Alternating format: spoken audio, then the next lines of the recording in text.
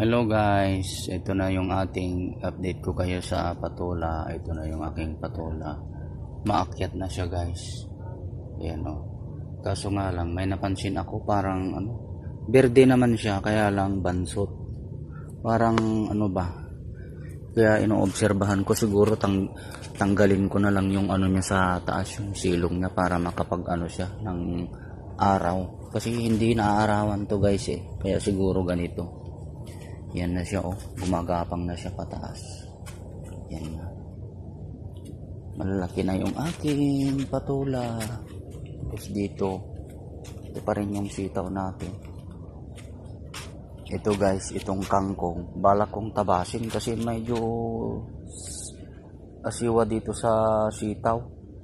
Yung kangkong kasi pwedeng tabasin yan para umano yung sitaw, kasi medyo nakukuberan yung sitaw ko dyan. Tapos dito ayan medyo malalaki na rin yung sitaw dito.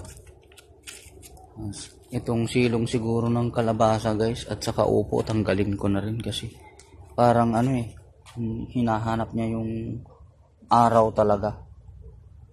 Kaya ito guys, tatanggalin ko na to mamaya. Ito na ang gagawin ko, tatanggalin ko to silong na para makapag-recover na siya, kasi parang hinahanap niya yung araw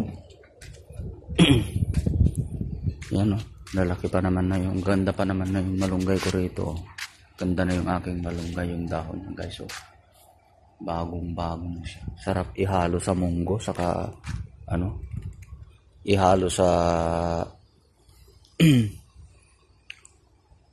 noodles.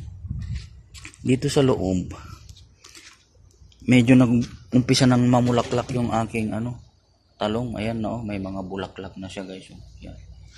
Palabas na yung mga bulaklak. So ibig sabihin mag-uumpisa na naman ito, baka sakaling mabuo yung bunga.